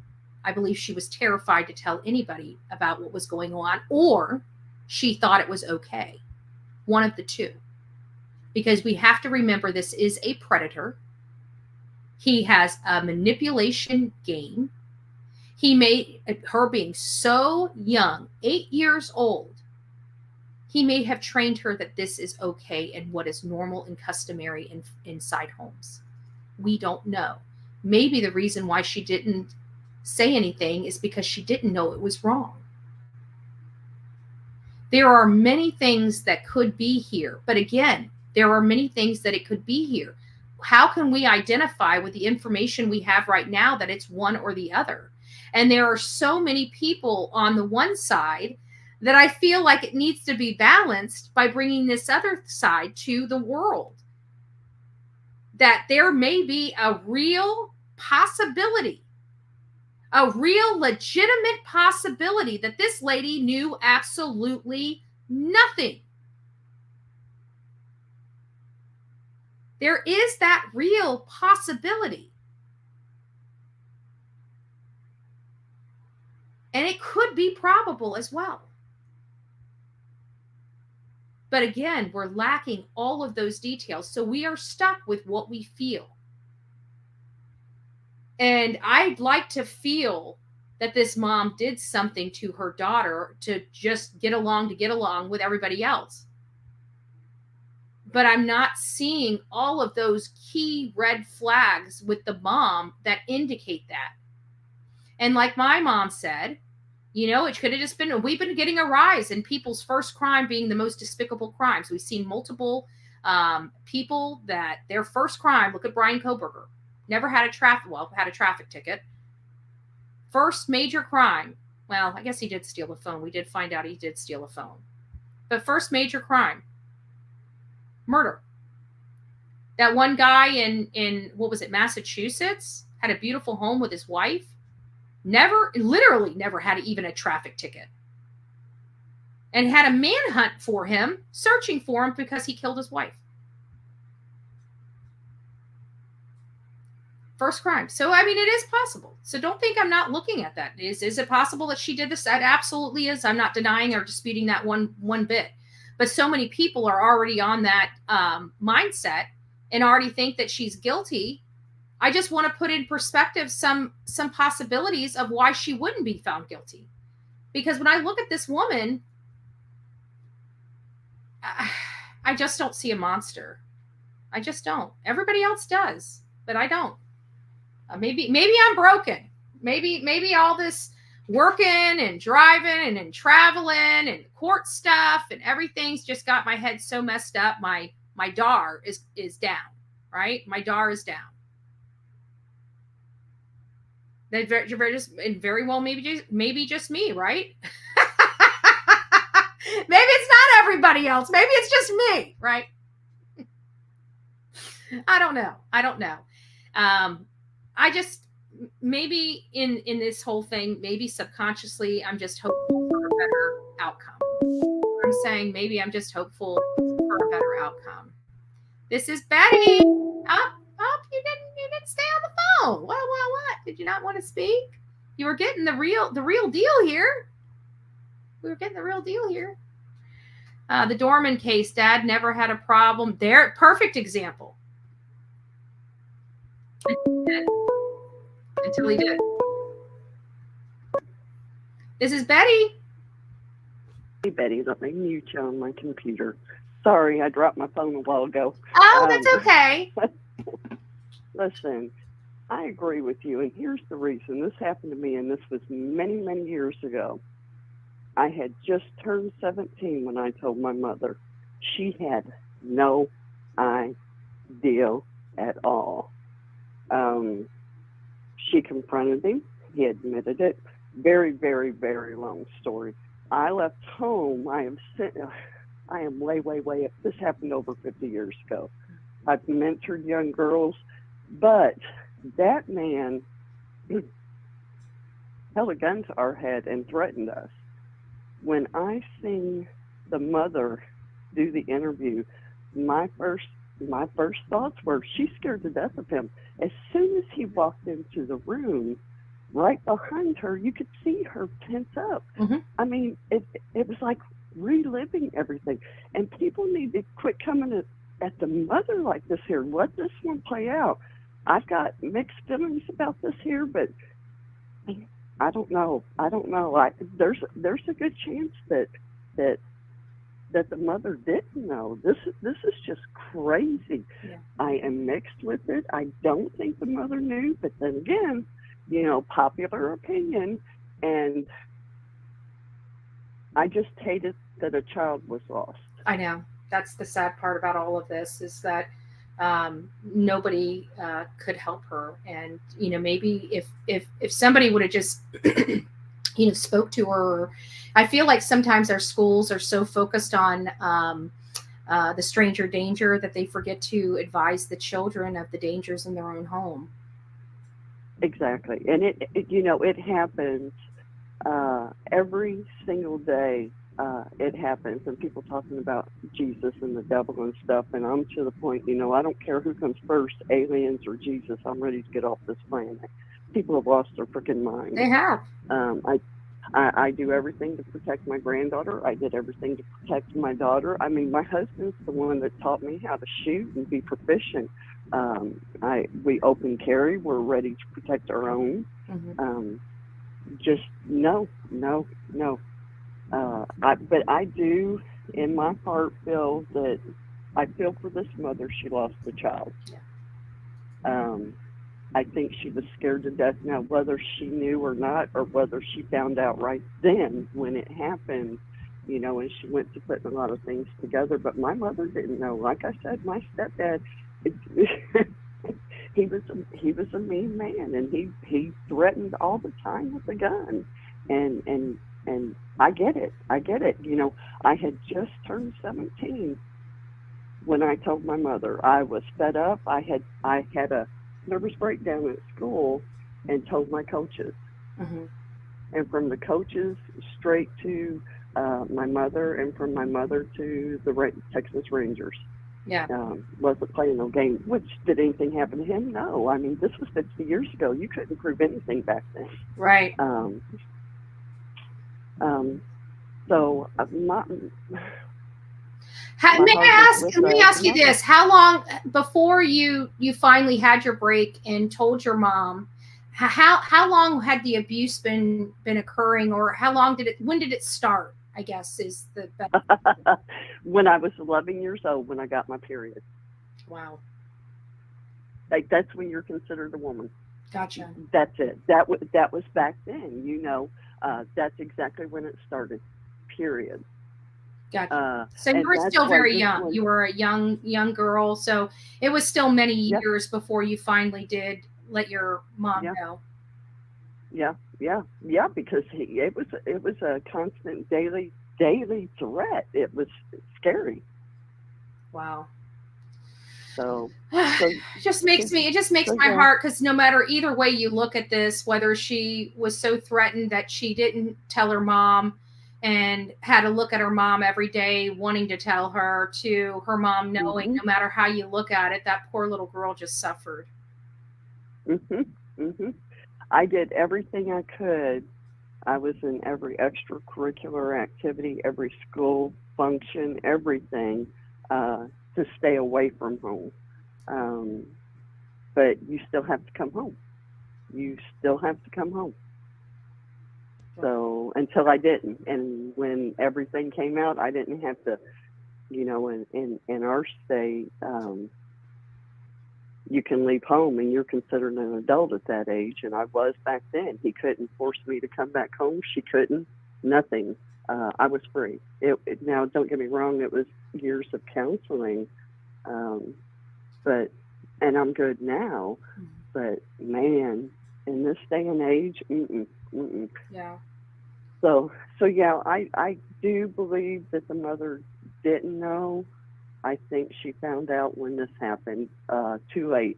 And you know the mother's beating herself up right now. Oh, the mom, that's probably why she's over at the sister's house. I don't think it would be very healthy for her to be alone right now, because even if she did have feelings and she didn't really act on them, like the red flags that we're all talking about, she's going to be beating herself up so hard. Like, why didn't I trust my gut? Why didn't I do this? You know, the whole shoulda, woulda, coulda.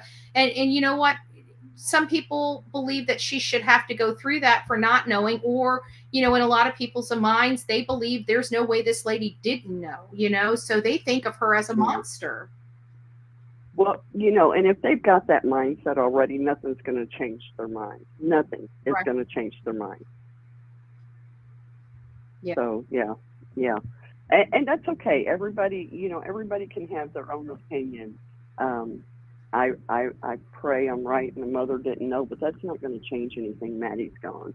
I'm just very thankful I lived through it, because, you know, her case has hit me so hard. I thought, I quit watching you. I quit watching a lot of people after Quentin Simon. I've just recently started watching again.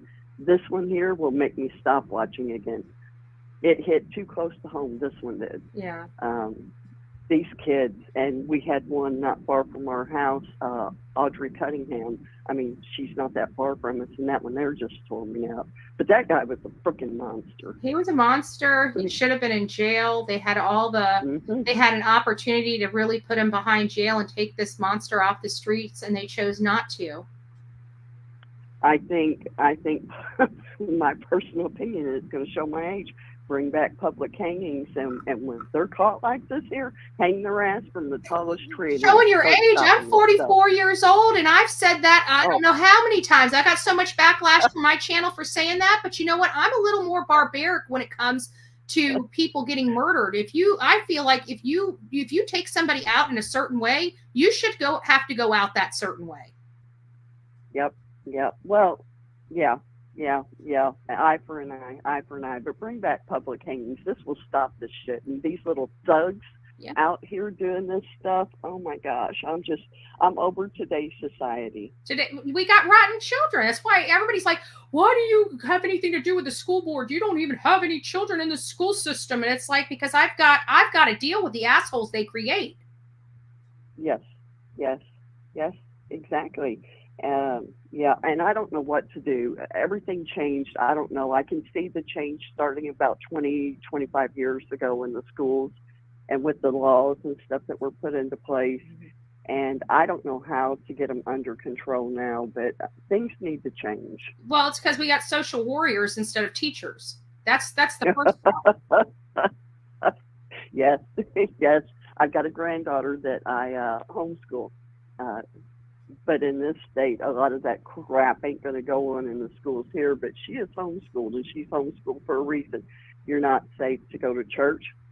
You're not safe to go to school. You're not safe to go out and eat. You're not safe to go shopping.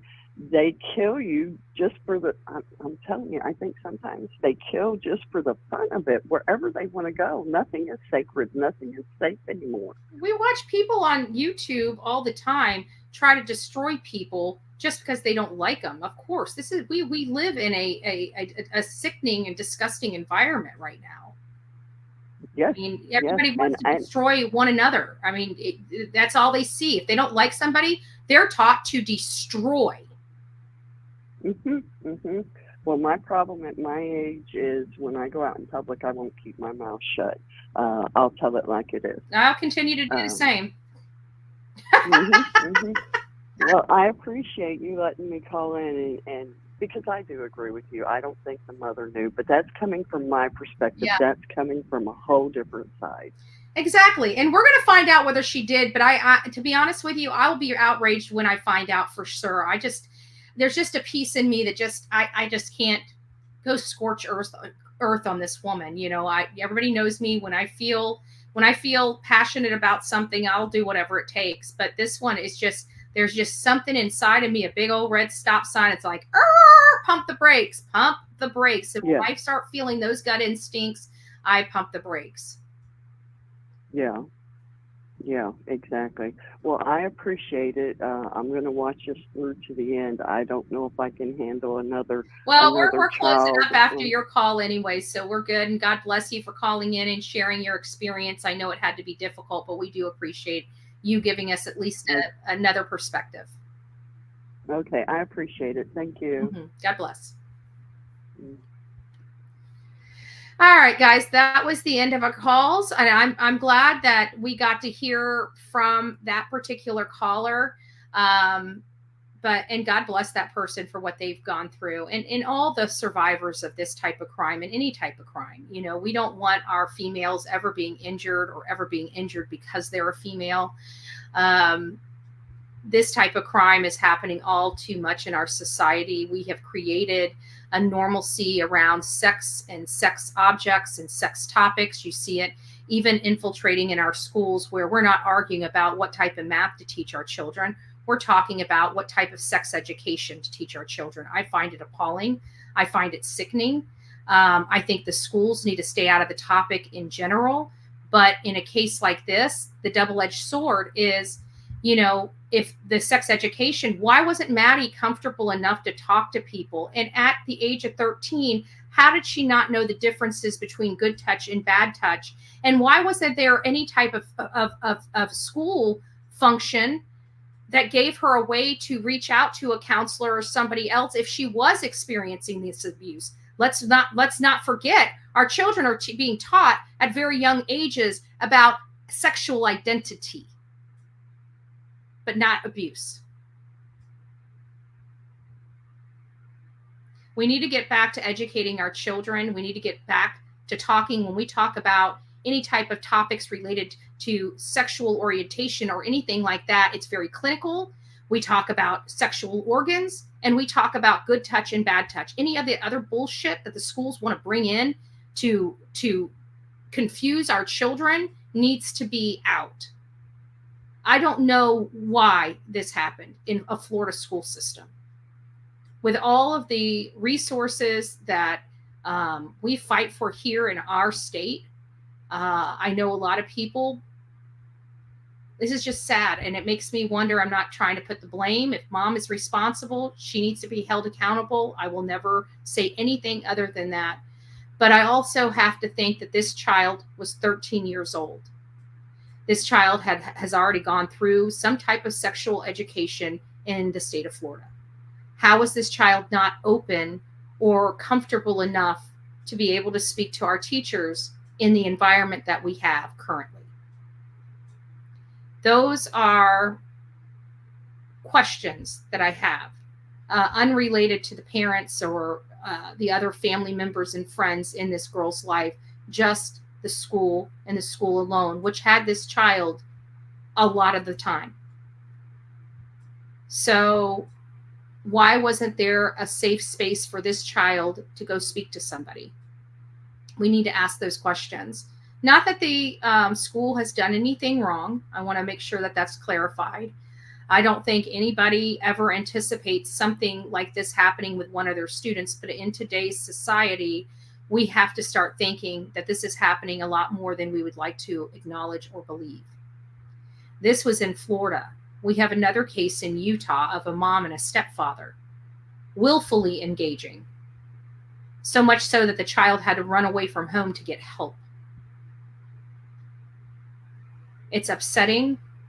Not only that, the scars and the trauma that these children will have to live through in the adult years, knowing that this happened to them by a family person or somebody that was in a parental figure, the kind of mental anguish that child has to carry on with them into perpetuity, that those types of crimes cause people to want to, they want, literally to escape. And how do they escape? Substances and alcohol.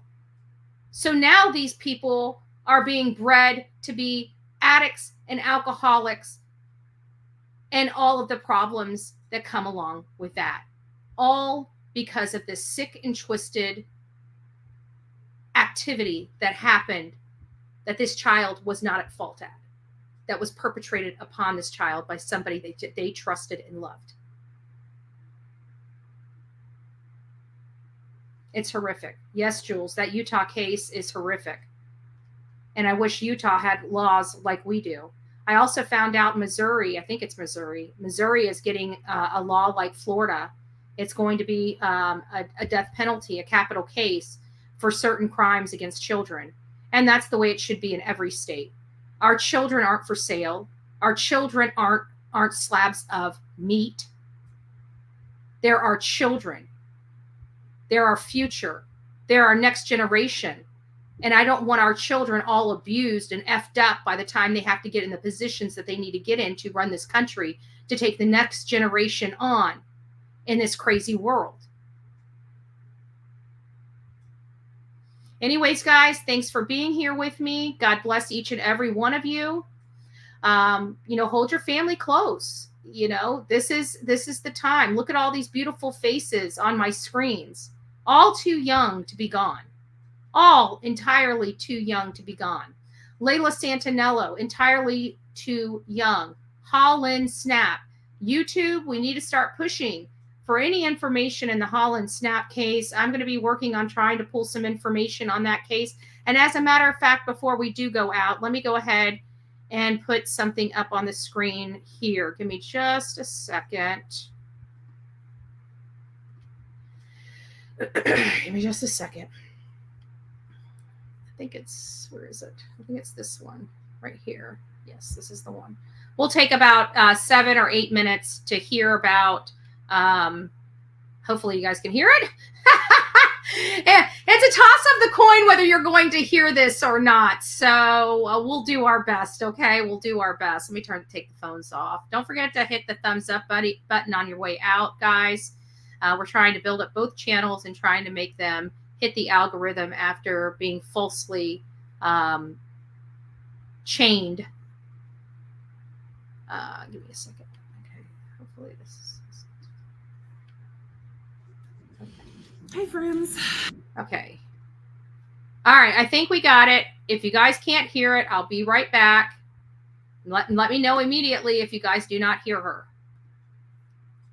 I am just hopping on here to give you all somewhat of an update. It's not a massive update or anything, but a few weeks ago I had done an interview with, I can't remember if it was News Channel 5, I believe, Kylie Hill, and may have been 11 now, I don't remember, but anyway. Okay, thank you. I have been speaking what I spoke during that interview to different people, and they're like, wait up, hold a minute, we didn't know that information. So I guess that, I understand wholeheartedly people do not watch the news anymore. People do not get their news from the news. So people get it more from social media now, and all the realms and everything that is involved with that. So my first and foremost thing in doing this is, if you know anyone, any YouTubers, anybody who's big on Reels, anybody who's big on Instagram, please, please, please reach out to them and ask them to do a story about Holland Snap missing in Kingsport, Tennessee. If you know somebody who knows somebody, ask them to please do a story. Like, we need to get this out even more than it's been out before. That's my first thing. Begging, begging, begging, please, if you know anybody, please let's do that. I'm happy to do interviews. A lot of times, Heather cannot, for different reasons, do interviews, but I am more than happy and willing to hop on here and talk through this with anybody who is willing to do that for me. I'm begging, begging, begging, begging on Holland's behalf. So the other part of this is, whenever I did this news interview, whatever, everybody sends like what I didn't know about this. But I spoke very candidly about it in the interview, so I just want to put it out here to you all. On or about, we believe, October 9th, Holland was viciously assaulted by a man in his 50s who resides in a home on Bell Ridge in Kingsport, Tennessee. I will not say that he resides there now. However, that is his place of residency. So, he is 51 years old. He is absolutely 2, if not 3 or 4 times the weight of Holland. I would say 4 times the weight of Holland. And we know that she was not well after this beating occurred. So that is, has been corroborated, I guess, by 2 eyewitnesses to what happened. And since then, there have been probably, if I had to guess, I guess I should have thought of that sooner off the top of my head, 7 people who saw Holland up until the 16th of October. Those 7 people refused to talk. You would think after 4 months, somebody would snitch, somebody would get mad, somebody would get high, somebody would be willing to talk. But that has not happened yet. And there's so many other things I could say about that, but I'm biting my tongue. So I need anyone and everyone from the Tri-Cities area, from the Kingsport area specifically. If you live in Kingsport, if you used to reside in Kingsport, if you know someone who resides in Kingsport, if you have friends in Kingsport, if you have family in Kingsport, share this out. It has got to get out. We have got to get this aware of, we've got to get Kingsport aware of what happened and aware that this man viciously beat Holland. So I'm just stopping it right there just for a second because, you know, she's asking for anybody with help. I know we have a lot of people from the Tennessee area that watch this show either on replay or live. You know, share this story. One thing that we find out more times than not when we go into these communities and put our boots on the ground, people on the next street over don't even know that there's somebody missing, don't even know that a murder occurred, don't even know an abduction happened, are completely clueless. And so if you guys are clueless about Holland Snap's case, she has not been found. She disappeared about 3 months after Layla Santinello. It's not connected any way, shape, or form with the Layla Santinello case. However, it needs just as much attention because this young child, she's still a child. She had the mind of a 15-year-old girl, even though maybe younger than that, 9. She had some disabilities. So she was childlike and she was physically childlike. She was 4'10" and like maybe 90 pounds soaking wet. Tiny, tiny girl. Okay, tiny girl. And we're hearing that she was abused by a much older man viciously. So it's not looking good. So anybody that has any information or knows who these people are, now's the time to start leaking that information. If you do not want to go to law enforcement because you haven't in all these months, reach out to Bullhorn Betty at bullhornbetty@gmail.com. If you don't trust me, set up a separate email.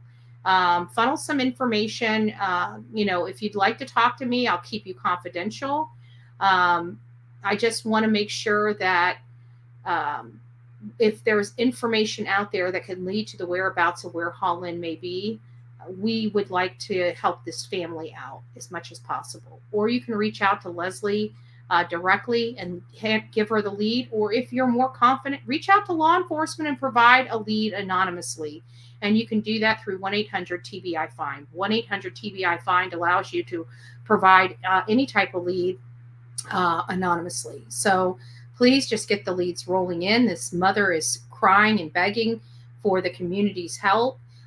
If there's other creators that are larger than this platform here, please run her case. This is a family that does need help. This is a mom that's begging to find her daughter. There's a lot of stories that explain kind of Holland's past. Leslie's obviously not her biological mother, but she's still her mom and one of her moms.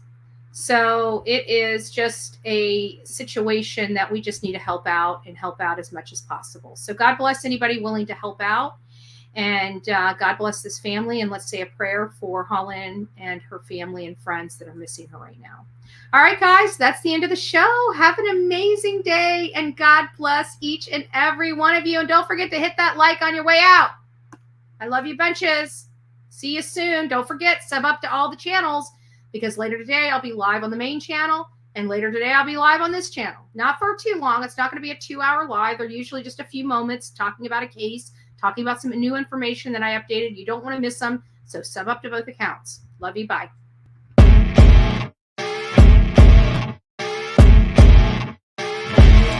As you wake up in the morning, you want to find the latest, greatest information about criminal cases and have an intuitive conversation about the suspects associated with these cases. Head over to the Bullhorn Betty channel on YouTube.